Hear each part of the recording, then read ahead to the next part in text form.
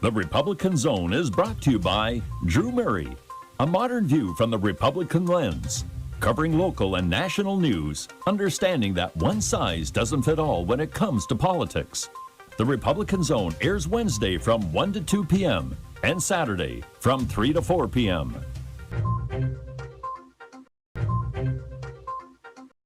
Good afternoon. You're listening to the Republican Zone. I am the host, Drew Murray, and today my guest is Joe Defelice, my friend Joe Defelice, who has been a fixture of the Republican Party in the city of Philadelphia since I believe 1996. So, Joe, thank you for coming on. Thanks for having me, Joe. I'm pretty excited about this. Nice. I hadn't had really an opportunity to talk politics in a while because I was on the official side, so I'm getting a little bit more back involved, and I'm interested in having a conversation. Nice, and yeah, you can let loose now. You can say whatever you want. You may regret that. You may regret right. that. No, absolutely. Okay. So I know you, although we've only met in person a few times, but just give some background, like where you're from. We're Catholic and from Philadelphia, so you always got to say what parish you're from, what high school you went to. Yeah, Drew. I grew up in Mayfair. Went to St. Matt's. Then I went to Father Judge High School. Got out of Judge in '96. I did a year at Albright College in Reading, and then I transferred to LaSalle. I actually played football in high school and college, and when LaSalle first got their program, it's gone now, but they resurrected their program in '97. I transferred back. Reading was a little bit too small for me. My high school had 1,400 boys. So Albright had about 1,000 total co-ed. Wow. Did you play football at Albright as well? Yeah. So LaSalle was a little bit better fit for me. I always knew I wanted to get involved, oddly, in Philadelphia Republican politics, which there's not too many of us that actually say that. But I wanted to, and then I graduated in the fall of 2000, took a semester off, worked for Representative Brazell for a little bit, and then I went to law school in Widener. Graduated in 2004. Nice. Did you play with any prep guys at LaSalle? Were there any prep football players there? Yeah, Dave Hand was a year younger than me. He was a quarterback in high school. I think he was one of our backups. It was funny. Gil Brooks, who was the coach, was my coach in the City All-Star game in '96. And actually, I just worked with Gil in the presidential election this past year. I thought he did an excellent job of turning around prep football. I mean, I know it didn't end well there, but when I played for him in the All-Star game, he was awesome. I mean, so that was really the kind of the start of the turnaround of you had Victor Hobson after that. Now you have Jeremiah Trotter and Marvin Harrison and all these big shots coming through there. But at the time, in the mid to late '90s, prep football, unfortunately wasn't where it is now.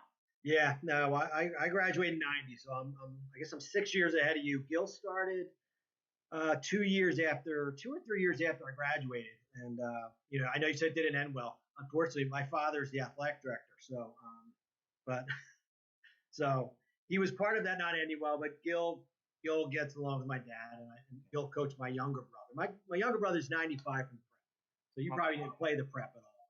Yeah, I mean, I played with some guys. Franny McCartan, he was 96 with me. I still keep in touch with Fran a little bit. There wasn't many prep guys in the game with us, and then there wasn't that many at LaSalle. But I'm trying to think of any more that I could think off the top of my head.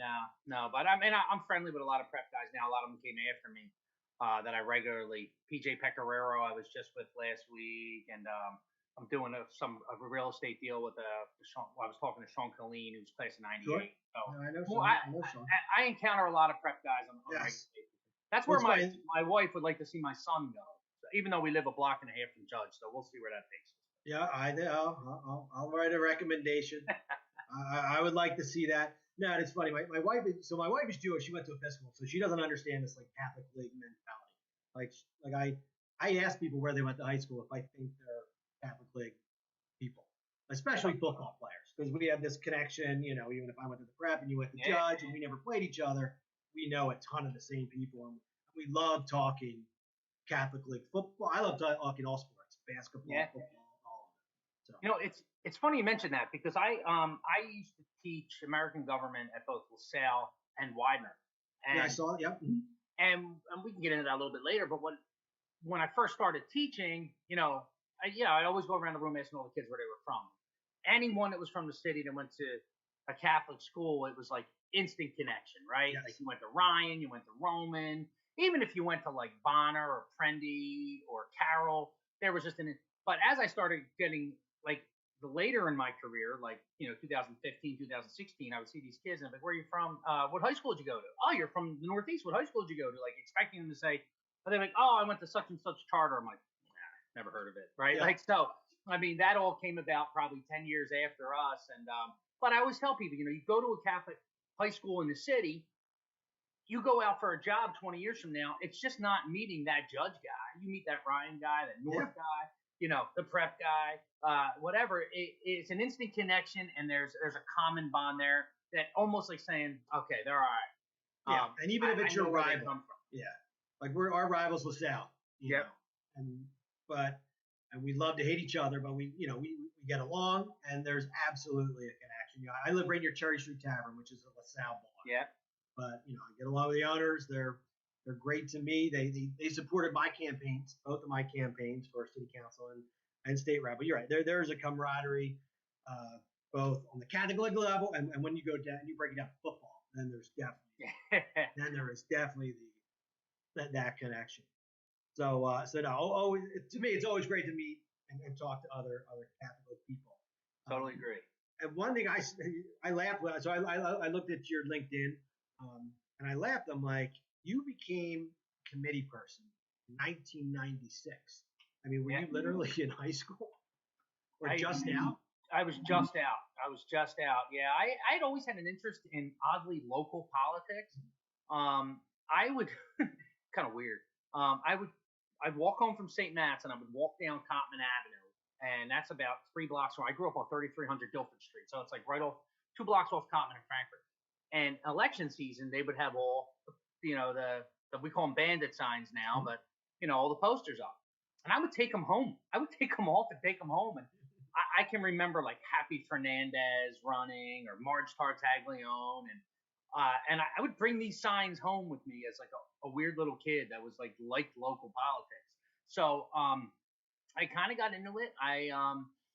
I was involved in student council in high school. I had always had an interest, always did well in social studies. My junior year, I believe Franny Kelly was running for traffic court.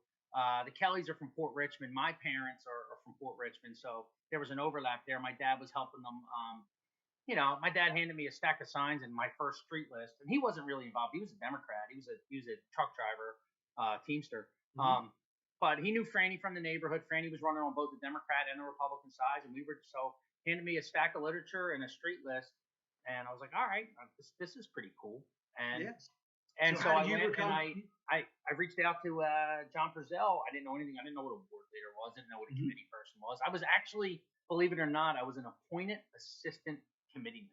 Now, you and I both know now in the Philadelphia Republican Party, you could walk in tomorrow and become, the vice chair or the ward leader. But then it was like, my board was stacked. All 18 positions were filled, well, times 2, right?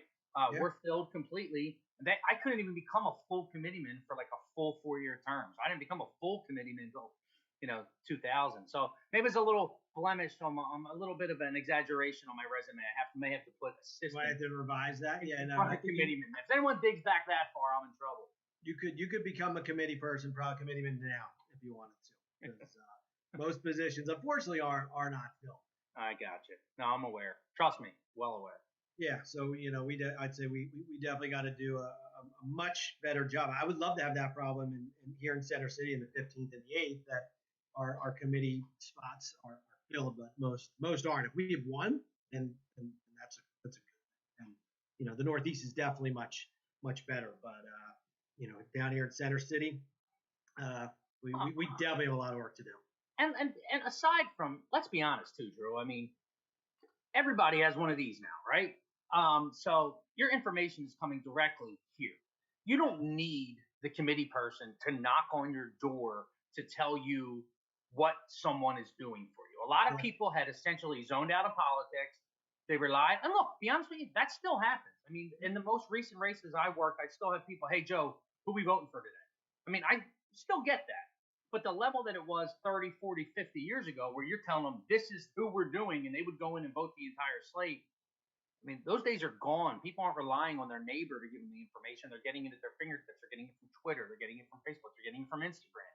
You know, everybody has a phone that gives them alerts, whether it's Fox News, CNN, Huffington Post, whatever. And as soon as those alerts come out, boom, they're on your phone in a second. So, No, absolutely.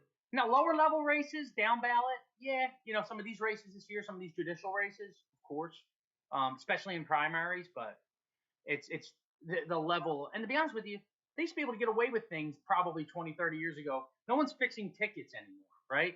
The idea of getting someone jobs is much more geared towards civil service. So the committee person role in the old school level of politics has taken a, and not to say that it still doesn't work in some places, it's just not what it used to be. It's completely different. People know what it is. I mean, and you're right. In the down ballot races, judges. I mean, let's be honest. You probably have done some research or at least an idea on who the judges are in this primary. 95% of the city of Philadelphia has no clue who the judges are, and honestly, even what they're running for. I mean, if you start talking to people, and this is, I'll say to my wife, everyone knows what the Pennsylvania Supreme Court is, but if you start saying, well, what about Superior, Commonwealth, Common Pleas? People are like, I have no idea what you're talking about. And honestly, 10 years ago, neither did I. I mean, so it's, I'm not saying this is in a disparaging way, because most people don't. No, they don't. But they're so important. Well, as we've seen, the Pennsylvania Supreme Court has possibly been more important in the last 5 years than it has in the last 25 years. Yeah. Especially if you're a Republican, right? I mean, redistricting, voter ID, things like that, things that have been pushed by the right for years. The Supreme Court's come in, and now you have a 5-2 majority with the potential of going 6-1, right? Yeah. You have redistricting coming up again with the Supreme Court again potentially being the tiebreaker. Whether how you feel about the election stuff, a lot of that stuff was decided by the Supreme Court this year. So more people know who the Supreme Court judges are. They went, I think it was 2017, they won 3 of the seats. A lot of money poured in, I think over $10 million in those races. But you're right, down ballot, I mean, municipal court, no one knew who traffic court was until they got indicted, to be honest with you. But I mean, municipal court, common pleas, okay, and we all know what it's like. A lot of it's a luck of the draw, right? You pull first ballot position, you're in a really good position. Now, I've seen guys that have pulled first ballot position lose, but a lot of times you've seen it. You've seen it just 2 years ago. Consultants will take a bunch of money, and then next thing you know, these people don't even end up on the ballot. But a lot of what this is making sure you're on all the right ballots, because these are the races where the committee people can have that effect. They're not going to have the effect on president, on governor, on mayor. Probably not even district attorney. I think most people are plugged in to that race. But when you get into your down ballots, and even state. I mean, I remember state rep last year. I bet the majority, maybe not the vast majority, but the majority of people don't even know who their state rep is. No. And in an election like the presidential election last year, I bet many people did not get down to the state rep race. They went in and just said Biden or Trump and walked. And in your district, it was probably mostly Biden. And we know it was mostly Biden. Oh, yeah, it was mostly Biden. And to be honest with you, Drew, you suffer from that, right? Like, they're not going to come in. I mean, if people are coming out for that election, they have their minds made up, right, when they come to vote. And anyone that would be associated in that column with the person they're not voting for is not getting their vote. Now, you've done a hell of a lot of work in your community for the Civic Association and the like over the years. And you were able to break off, a handful of them. Mm-hmm. But a lot of the undereducated voters, we'll call them, they just went straight ticket. Now, things have changed a little bit with Act 77, so straight ticket's not as easy as it used to be, and it should benefit down ballot candidates like yourself, going more and more into the future, so that people that just don't come in and just hit one button, they have to hit all of them. But still, I mean, and it should help Republicans, because people aren't just pushing one button as a Democrat. And hopefully, since you can't just push one button, it's hopefully pushing people to think a little bit. I mean, and I'll be honest with you, my mom was one of those people. She was a Democrat, and she was a pull-the-lever Democrat, as they used to say. She walked in. I joke around. I don't know if my mom would vote for me as a Republican, but she never voted for a Republican in her life. So we're coming up on the first break. We're going to take a quick break, and we'll be right back. You're listening to the Republican Zone on USALA Media.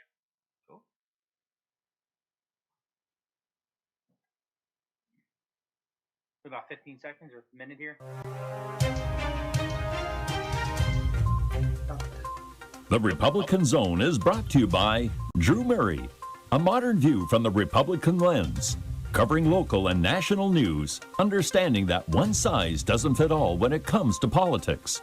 The Republican Zone airs Wednesday from 1 to 2 p.m. and Saturday from 3 to 4 p.m.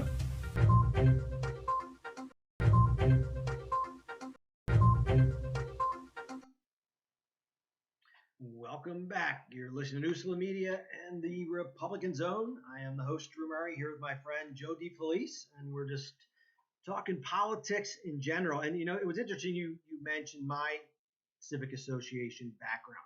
You were very similar. And I don't know if I knew that. I think I did know that, but then when I went and looked at your background the other day, you know, I was president of the Logan Square Neighborhood Association. The most thankless job I think in the world is being the president of a civic association. And you were both president of the civic association and you were chair of the CDC. Yeah, yeah. So I had a lot of thankless jobs. A lot of thankless jobs. Did you at least get paid a little bit to be the chairman of the CDC? Or? No, they were all volunteer. That's all volunteer as well. Yeah, I tell people it is the hardest job that you know. It's not a volunteer. It's not a volunteer position. It is a part-time job that you don't get paid for because it is just it was I enjoyed it and I liked doing it. But you know, at the end of my 4 years as president of LSNA, I was ready. I was ready to dude, I'm with you. It kills you. And frankly, I hate to be like this, but so many people are ungrateful, right? I mean, and you know, my neighborhood is obviously different than your neighborhood. Mm-hmm. So like, no matter how many farmers markets we did and things like that, you know, one bad thing happens, it's front page, it's huge news, but you know, no one's looking at the little things. So I actually started in my civic in 2005. The main reason I was living in Mayfair. I live about a mile from my old house, not even about 8 blocks, same zip code next over. But I built a deck on the back of my house, and I added steps to the deck because every other house on the block that had a deck had steps. So I'm like, all right, well, you know, I figure how that went, right? Next thing you know, I'm in front of 2 ZBA hearings, and I'm like, look, I got to get more involved. I got to understand this stuff better. I'm a lawyer, so I joined our civic association as legal counsel probably in 2006. Did that for about 2.5 years. Our president stepped down. I didn't feel like I was ready. I was maybe 28 at the time, and I'm like, and I just had a newborn, just married newborn, just bought my house, and I'm like, all right. So I jumped in as president with and the old president just kind of disappeared. So it was me by myself. So someone called me, they're like, hey, I'd like to help out. I'm like, great, you're the vice president. Next guy called, hey, you know, you're the treasurer. Another lady called, you're the secretary. And then we just kind of built up and we started doing some really cool stuff, and we realized we could affect change. It wasn't about just holding meetings, which I like to call bitch sessions, which a lot of them were, right? People just come and yell at you for an hour. We started doing like little things, like, you know, we there was a playground, a little girl fell. The old councilwoman, Krajewski at the time, had the playground torn out so that no one would get hurt on that. The problem was they never had any plans to rebuild the playground. So the mom came to me, and this was kind of my first test as a civic president. I'm like, I didn't know that I could tell her that I couldn't help her, right? Because probably would have been the best idea. Just like, listen, I can't help this. So I decided to, we'll take care of that. And then I'm like, hell, I have no idea. So we start writing letters. We start raising money. Next thing you know, we come up with a partnership with Kaboom. More people start coming out. Kaboom realizes there's a giant food store that's moving, you know, within 3 miles of the community, and they want to partner. We raised something like $80,000, mostly by beef and beers and knocking on doors. Giant matches that, and we essentially grew the civic association from there. All these people, a lot of moms, you know, little league teams and like coaches and stuff started coming out, and we built that playground. I don't know if you've ever seen these Kaboom builds, but you actually do them yourself. Like, you're tightening the screws, you're digging the holes. You know, we're trying to find someone that has a huge auger bit so we can dig. We're calling 811, one call to make sure there's no gas lines. Like, we're legit doing this. But at the end, we realized, and this is kind of corny, we weren't just building a playground. We were essentially building a community, because all these people that came together for the playground were all like, cool, what's next. So when the opportunity to come on the CDC had been operating for years. Representative Brazell was the Speaker of the House. Hundreds of thousands, if not millions of dollars were coming in the community. Unfortunately, he was no longer the Speaker, so that money had kind of dried up. So by the time I came into the CDC, we were kind of living off what was left of the grants, and we're pretty much down to nothing. But we had a 501c3.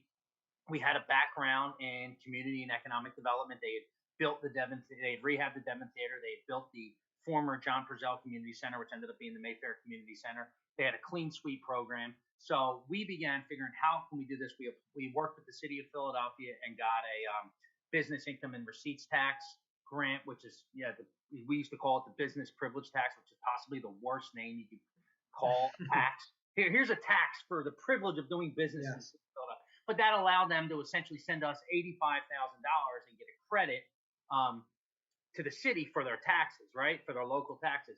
But in doing that, we began rehabbing houses, working with State Representative Taylor, Mark Collazo, who was his chief of staff, who was on our CDC board, using Pennsylvania Act 135, and started getting a little bit more into community and economic development.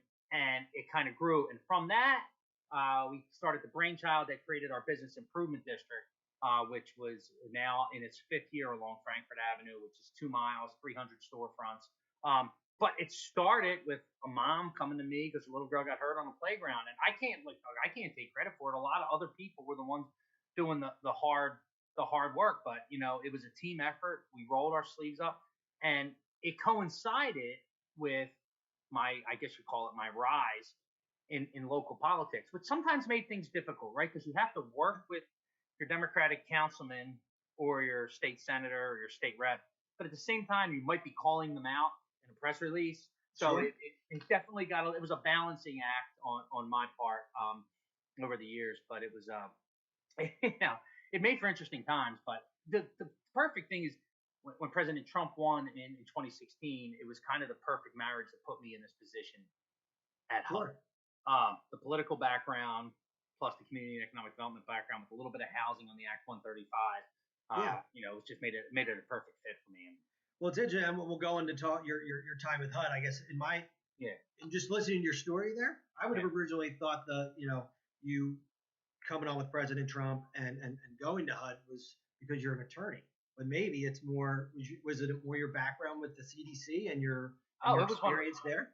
100% my background with the CDC. Okay, good. No, I mean, if I was going to use my attorney, I probably would have tried to get the Department of Justice or something like that, or even Department of Labor. But no, I love the idea of working with nonprofits, community development organizations, economic development drivers, because I see it. I mean, I've seen it in Philadelphia. I've seen things work. I've seen things not work. So, and we'll we can get into that when we get in a little bit more with HUD. But when we get out some of these old steel towns and some of these old coal towns, a lot of things very common with your Kensingtons, your Port Richmonds, your Bridesburgs, frankly, parts of Mayfair, Tacony. Older and maybe not so much Mayfair, but those older industrial areas that had to reinvent themselves. Cool. So you went from 96 committee person, and then so 2014 you became the board leader. Is that when you were kind of like, I'm going all in, and I'm kind of I want to be part of the party? There's a little bit of a rocky road that got us there. So I had consistently been a party guy, right? I worked on Sam Katz's races in 2003, 2004. I was hired by Bush Cheney to run election day operations for southeastern Pennsylvania. It was essentially staffing polling places, monitoring absentee ballots, monitoring voter registration. We call it the defensive side of politics. They offered me the job. I said I wasn't interested. I was more interested in working in my ward because I didn't care about national politics. I cared about local politics. And the guy I spoke to, Mike Roman, who went on to work in the White House, was like, "Are you out of your mind? You have an opportunity to work for the re-election of President Bush." And I'm like, "All right, dude, you got to pay me." And it was like, he's like, "All right, fine, we'll pay you." I forget what it was, $1,000 a week. And I was like, "Oh, $1,000 a week, great." I didn't realize I was going to be working like 120 hours a week. I'm thinking like, $1,000 a week, but I'm 40 hours a week. That's not bad. I just graduated from law school. I was waiting for my bar results, so I jumped in. So I did that. I went on to stay with the party. I worked for the state party from 2007 to 2017 as their Philadelphia director. I ran statewide election day operations for McCain. I ran statewide election day operations for Romney. At the same time, we were having a little bit of friction here within the Philadelphia Republican Party. For lack of a better term, we'll call them the old guard, had kind of done things a certain way, and a younger, odd coalition between younger Northeast Philly people and older Center City, University City people, your Civics and your Wolves, all the world, plus it's the young Republicans. It was kind of an interesting marriage. It was like large Star Wars, kind of a bunch of strange collection of people. And we began a little bit of a civil war, which I'm sure you're aware of. Heavily supported, Al Schmidt in his race for city commissioner. And well, first we started with his race and controller. A bunch of the young people got on board there, and then that moved into the city commissioner's race. After the city commissioner's race, a bunch of us sat down, we shook hands, and we figured out, all right, now we need to figure out ways to start moving the party. So actually in 2010, I became the 34th ward leader. The reason we did that is our goal was, we realized at the time each ward got one vote, right? So there were 66 wards. If you include the two that are split in A and B, which were 39 and 40, there were 68. We knew that if we won 35 wards, we'd get to pick the chairman. So I'm like, I could spend my time trying to take out Joe Duda in the 66th ward, but he has 88 committee people. So that means I would need to recruit 88 committee people, get them 10 signatures, get them notarized, get them on the ballot, have them survive a challenge, and then win the election. Oh, and by the way, show up and vote for our person. Ridiculous. I'm like, or I could go to the 29th ward that has 2 committee people and just try to take that. So we tried to blanket the 29th ward, the 11th ward, the 13th, the 50th, the 22nd, the 34th, the 4th, the 30th, you name it. So we kind of sat amongst ourselves and said, all right, you're going to be 34, Kevin Kelly, you'll be 22, Al Schmidt, you'll be 38, Don Direct, you'll be 52. And then we worked those committee people, and we were able to pick it up. We knew they were going to change the rules, which they did. They turned around and made it a weighted vote so that it totally blew up our entire plan. But what it did was it put us in the room. Right now, we got a bunch of insurgents, right? If you want to, for lack of a better term, or disloyal, depending on what side you were on, in a room for the first time. And now we're starting to push things. And, let's vote on the ballot questions. Don't just have leadership just say yes on the ballot questions. Let's actually put it to a vote. And let's put it to a vote on endorsements. Let's just have leadership decide who is going to be. So we tried to move things to have a more inclusive process. Let's have debates and things like that. Sure. So I ended up getting elected the 34th ward leader, and then eventually in 2014 got elected 64th, which is where I live. I felt that I was doing a disservice in the 34th ward. I didn't know Overbrook Farms or Overbrook or Winfield. It was a foreign world to me, right? It was West Philly, City Line Avenue, and I didn't even know the streets. I didn't know the polling places. Bob Brady was my counterpart there. So I was never going to be able to get anything done. But Mayfair, 64, I knew it like the back of my hand. So it was logical for me to go there. No, and it's hard. I'm the leader of the 15th ward, even though I live in the 8th. Now the 15th is literally across the street. It's across the street, but I know the people better in the 8th. So, and I'm getting, again, it's Fairmount. 15 is not. I know a lot of people, but it is. There's going to always be a disconnect, right? There's always a disconnect. Exactly. So, all right, we're going to take another quick break. You're listening to USALA Media and the Republican Zone.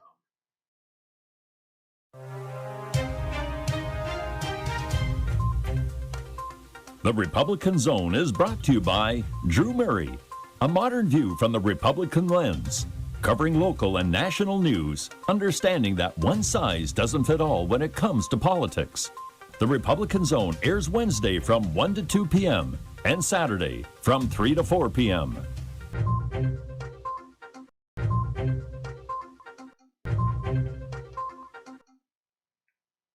Welcome back. You're listening to USALA Media and the Republican Zone. I'm here with Joe Defelice, and we're talking Philly politics now. And so 2016, we've gone through your journey into politics. 2016, you became the chairman of the party. You were pretty young. I mean, you were 37. Yeah, 37.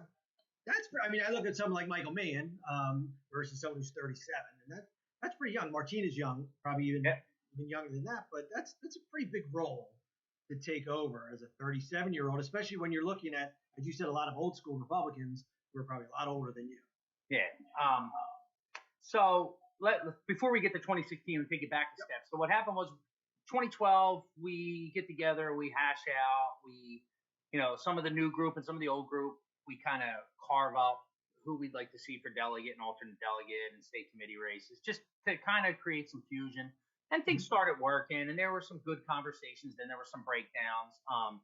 And Vito Canuso had been the chairman, and I think the world of Vito. He and I get along great now. I've referred cases to him and the like. But he agreed to step down in favor of Representative Taylor, who was kind of seen as a bridge, right? John is extremely level-headed guy. I mean, represented Fort Richmond, Bridesburg, parts of Mayfair for 34 years.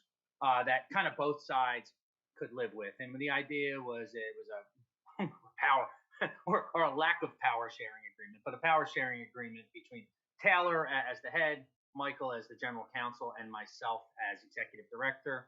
Did that for 3 years, tried some things didn't work, some things did work.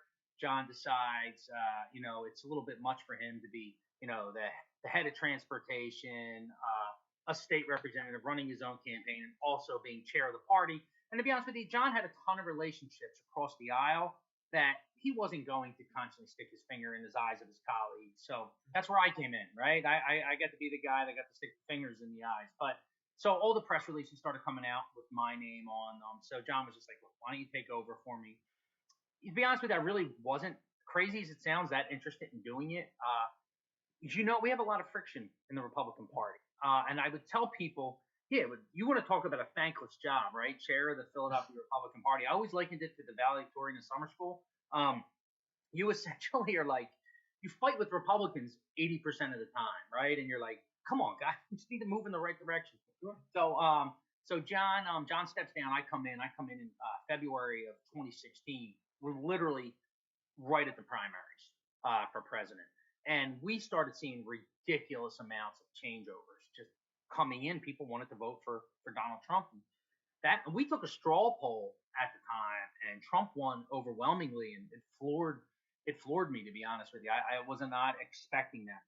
And I noticed it specifically on primary day. I was working my poll at Lincoln High School in Mayfair, and people were, we had our sample ballots where we had our endorsed delegates. And it was just a deal we made with Montgomery County because they had 2/3 of the district. We only had 1/3 of the district. So like, you get the delegates. We'll take the alternates. So we're putting out our lit, our palm cards with the endorsed delegate slate. People were literally coming in with their phones or printouts from their computer with the list of the Trump delegates. And so talking about people that are doing their own research, many of these people went out and researched the delegate process, number one, which is extremely, extremely complicated to begin with, and knew who they were voting for. And the Trump delegates, I believe it was Tom Ellis, Lauren Casper, and I don't remember who the other, Gil Cox from Cheltenham, ended up sweeping, and none of them were endorsed by the Montgomery County GOP at the time, and it's because they were, on the Trump website as Trump delegates, and it kind of changed the direction of the party. And it was, and then for me, on a personal level, I start getting calls, right? CNN, Fox, BBC, the London Sun Times, the Washington Post, and just like this year was with Philadelphia, on TV, radio, I had reporters follow me for days. It really became, so I guess like you said, that kind of put me on the map with the president's team and the like. But I just kind of, it was the right place at the right time, on a professional level for myself. And we saw different numbers. I mean, let's be honest with you. I mean, Mitt Romney, I think, got 92,000 votes in 2012. Donald Trump got 108,000 4 years later. And then this year, he got roughly almost 140,000. So it was easier to sell to our traditional base in Northeast Philly, parts of the River Wards, and South Philly, and a little bit of that Roxborough area. But those numbers had gone up exponentially. And we even saw gains in places like North Philly and West Philly. Minimal, right? I mean, a ward, rather than getting 9 votes for Romney, went to like 60 votes for Trump. In the grand scheme of things, but you start noticing these trends, and you're like, however, the counties went the opposite way, right? So if Pennsylvania is a little bit all over the map, certain parts of Philly are actually trending more Republican, oddly as that sounds, whereas the counties are going the opposite way. But Western Pennsylvania and kind of the Appalachian coal region through the Appalachians is going the other way. So we've seen a real shift here in the electorate in the last 8 years, and Philadelphia is a microcosm of what we've seen kind of nationwide. So I know I got a little topic. No, sure, no, it is, and the numbers from even this year with President Trump from 4 years ago, they went up. I mean, and again, a lot. If I saw that number, I would have said there's no way that President Trump is losing Pennsylvania, and there's no way he's losing the election. I mean, the numbers in Philly, I thought were going to dictate who won the president. So, Drew, you're 100%. I saw those numbers election night, right? So I had taken 2 weeks off from my regular job to help out. And Rob Gleason, who's the former state chair who actually hired me to work for the state party, called me and says, "What do you think?" I said, "There's no way we lose." He's like, "How do you think that?" I'm like, "I'm looking at the 29th ward, like 11th division, which is kind of Sharswood, Brewery Town, but like not the gentrified area yet." And the number went from like, and just that division went from like 7 votes to like 48 votes. And I'm like, if we're seeing in a division like that an increase of 30 some odd votes, and there's 1,600 plus divisions across the city of Philadelphia, we're going to do worse in certain parts of 5, 8, 15, 32, and things like that.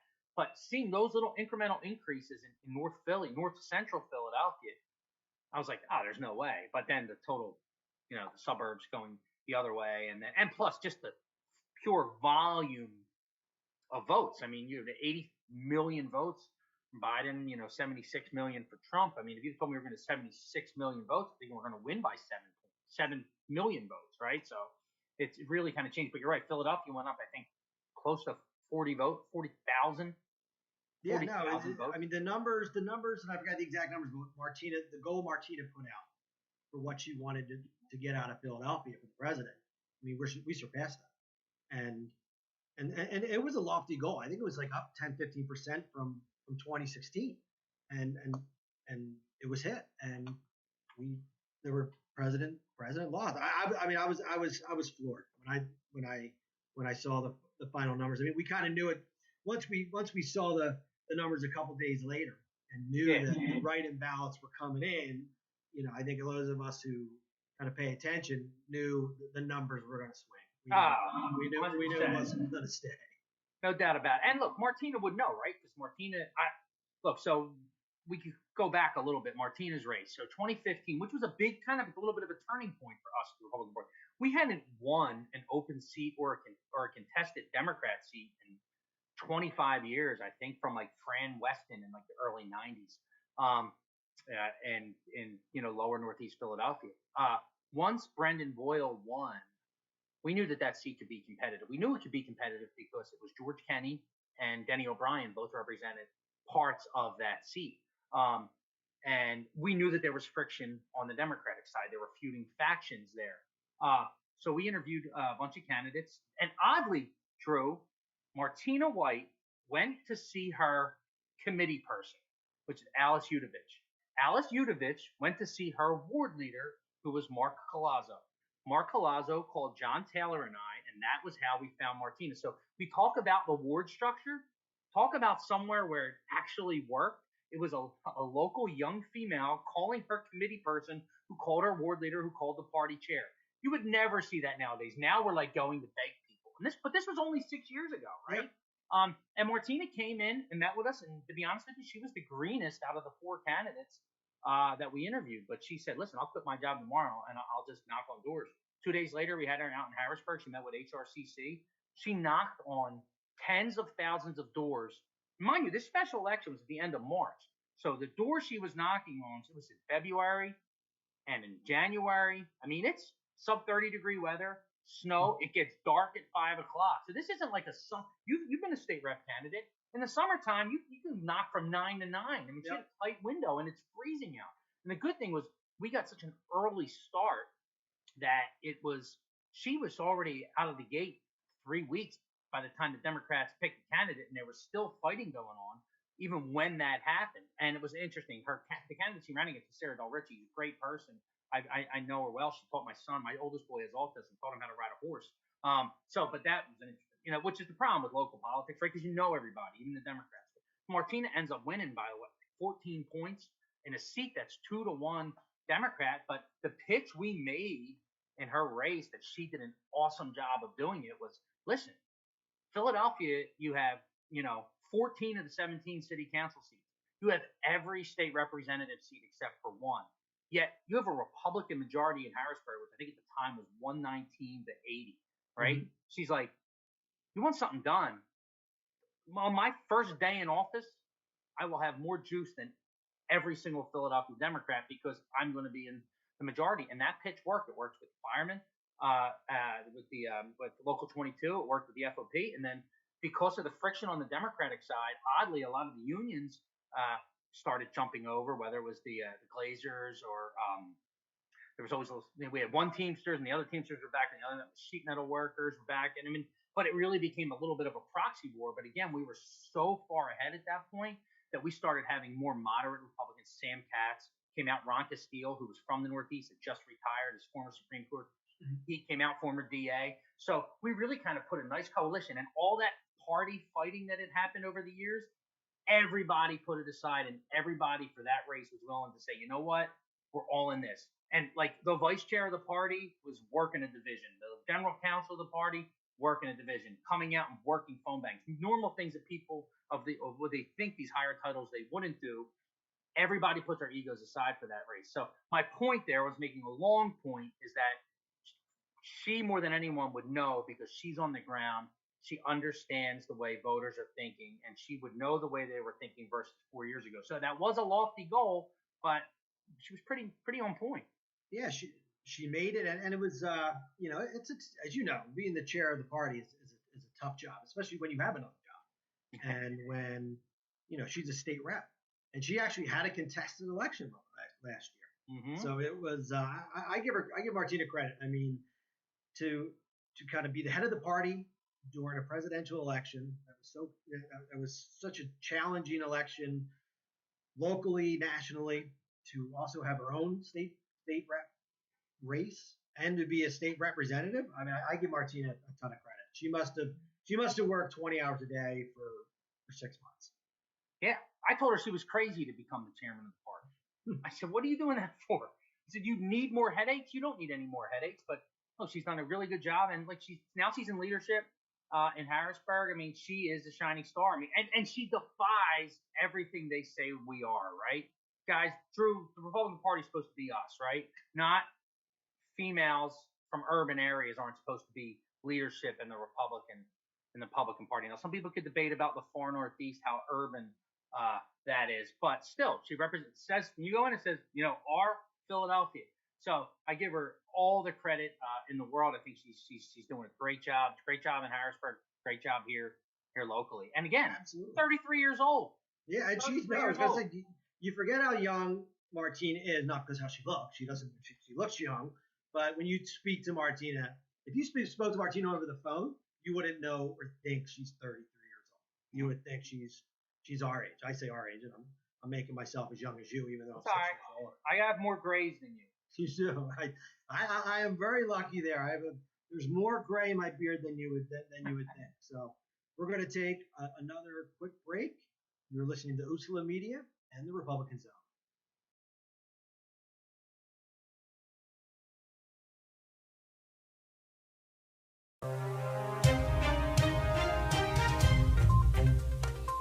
The Republican Zone is brought to you by Drew Murray, a modern view from the Republican lens, covering local and national news, understanding that one size doesn't fit all when it comes to politics. The Republican Zone airs Wednesday from 1 to 2 p.m. and Saturday from 3 to 4 p.m.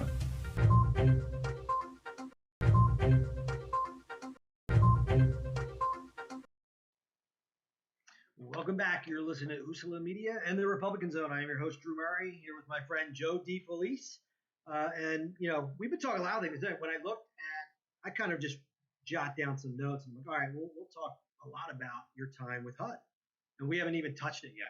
So I think that's good because the conversation has flowed, and we just talked a whole bunch of little we've hit everything, but I do want to hit HUD and your time. So you work with you helped get the President Trump elected in 2016, and then he brought you in under Mr. Carson to work at HUD. I'm going to say your full title, and I got to read it because it's so long. It was Mid-Atlantic Regional Administrator for the U.S. Department of Housing and Urban Development, otherwise known as HUD. So, how did we touched on it a bit, and it was your background with the CDC, but what brought you into that part of your career? So I think a lot of my political positions put me on the president's radar, but my background through community and economic development, through the CDC, through the Business Improvement District, and through the Civic Association, made HUD the perfect kind of fit for me. Plus, I was extremely familiar with Pennsylvania. I was familiar with a lot of the cities across Pennsylvania from my political roles, working on the Romney and McCain campaigns, places like Aliquippa and Beaver Falls and Tamaqua. I worked special elections all throughout the Commonwealth over the years. So I came on as Mid-Atlantic Regional Administrator. I covered Pennsylvania, Delaware, Maryland, Virginia, West Virginia, and D.C. And when I first came on, I was the second regional administrator that come on behind Beth Van Dyne, who's now a congresswoman out of the Fort Worth area in Texas. We came on together, and before I came on, my boss wasn't on, and my boss's boss. Secretary Carson had just been confirmed, and then I was hired. So it goes Secretary Carson, Deputy Secretary Pat Noe, then Montgomery, Assistant Deputy Secretary Matthew Hunter, then Ben DiMarzo, and for a short period of time myself, and then me. So it was weird because the Secretary Carson was on, but he was doing kind of high level stuff. So I was dealing mostly with careers, Nelson Burgone and my whole team, and they were all awesome people. But I was getting kind of like old kind of Obama information. So I'm going along with it because that's the role. But then like the new Assistant Deputy Secretary comes in, and he's got me zigging this way, and then the new Deputy Secretary comes in, he's gonna be zagging that way. So the first year was kind of a little bit of growing pain, so we could kind of get our feet under us. But what I realized was I have an opportunity to travel.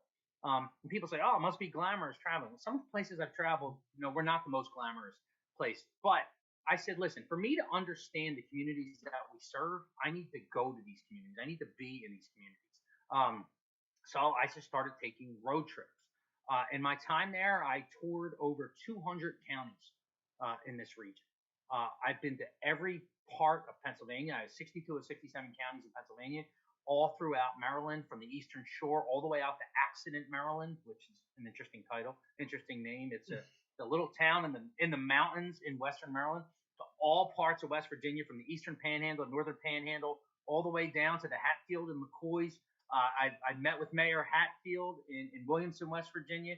Southwest Virginia was culture shock to me. It was the South.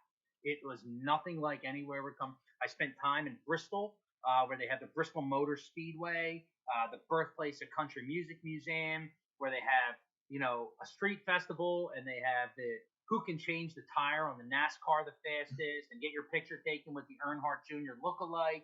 Like, this whole world was different to me. To Hampton Roads and Newport News and Virginia Beach, up through the entire state of Delaware. And I tried to stay out of DC because, to be honest with you, I don't matter in DC. No one cares about me in DC. There's secretaries and there's ambassadors. No one cares about the regional person. So I did that, and I really just got around. And what I started to tell people is, look, my job's not to come here to tell you how to dictate to you how to do your job. My job is to come out to your community, to dictate to me, or tell me so I can dictate to Washington. Because a lot of times you get a lot of really smart people in Washington, but I always would say they're in a concrete bubble or an island surrounded by reality, where they look at things on paper and they think, oh, this will work, but they never actually talk to the people that are implementing these things. So we went out to these towns and started talking to these people and saying, hey, what do you think will work? And you can't have a cookie. What's going to work in Pittsburgh isn't going to work in Pittston. I mean, they're two different kind of cities, right? What's going to work in Baltimore is going to work in Beaver Falls. So you really started to really get on the ground and talk about what changed. And we were able to affect some change there. And, like I said, I've all around the state. Well, I spent some time in Braddock with, now Lieutenant Governor Fetterman. Now, we probably agree on nothing, right? But, well, not nothing, but mostly nothing, right? But we found common ground. Oddly, we both played football at Albright College. So, is that right? Nice. Instant connection, right? He was an offensive lineman. I was a defensive lineman. I spent 3 hours with him in Braddock, and I believe in his heart that he was doing the best he could do for Braddock. National politics, probably nothing we saw eye to eye on. But on the local level, we could find common ground. He took me to his house. I was, met his wife. I mean, it was really an interesting scenario. Matt Meyer is Newcastle County, Delaware. Same thing. Probably agree nothing on the national level, but we found that common ground that we could work for on the local level, and it really changed my perspective. Midway through 2019, I was asked to come on as assistant deputy secretary, where I oversaw every field office in the country. And I told him no, and people used to be crazy. And I said, well, listen, I have an autistic son at home. I had my 11-year-old was 9 at the time. I wanted to be there for his baseball games, and they're like, well, if you can't do it full time, can you do it till we find somebody? And I agreed. So for 2.5 months, I commuted pretty much daily on the Amtrak to DC. And I got to oversee, all the HUD field offices, which was good. I mean, I spent a lot of time, we did trips in San Diego. We went down to the wall, the border wall.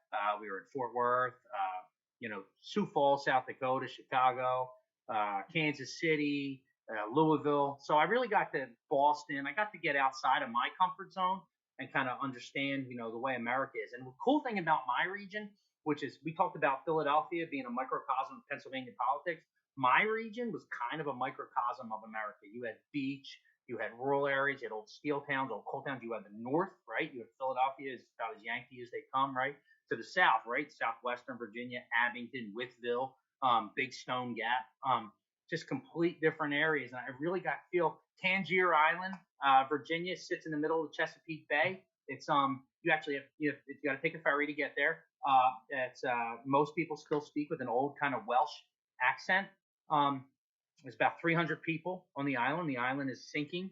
I could see some really cool places and meet some really awesome people in this job, and we were able to affect change, whether it was through opportunity zones or through envision centers, really pushing out secretary and the president's mission, which was more of a hand up as a handout. It was all about working for self-sufficiency. It was really giving people the tools they need to lift themselves up and out of poverty.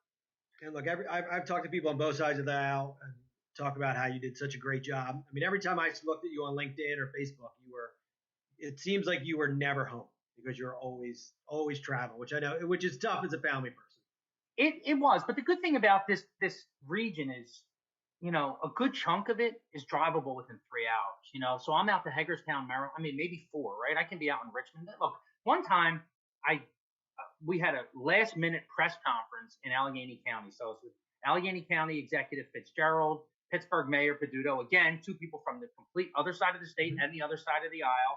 We were announcing the effective end of veterans homelessness there, which essentially said, not that there aren't going to be homeless vets, but if there is a homeless vet, they can be housed within 90 days. The processes are set. They said, we're going to do this press conference tomorrow.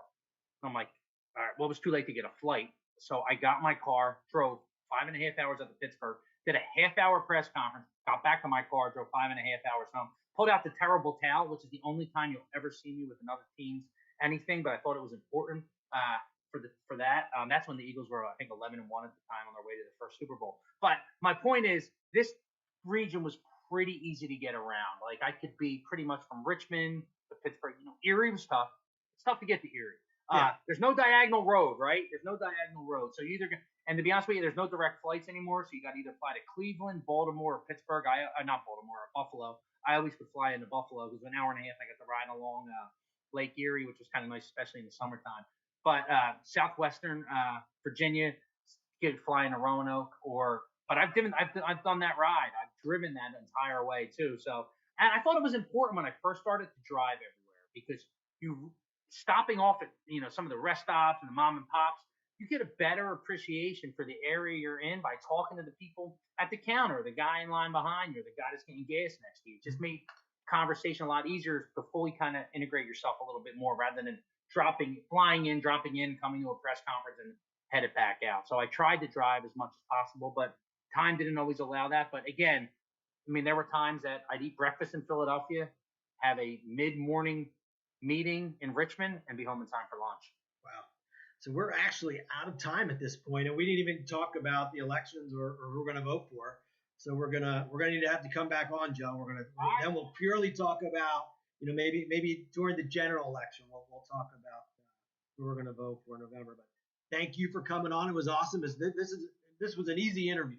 It was good. I hope so. Conversation that's my problem. It's like kind of words out a lot of yeah, times. conversation flowed, and you don't mind talking. So I want to thank you again for coming on, and thank everyone for listening. You're listening to USALA Media and the Republican Zone. Have a great day.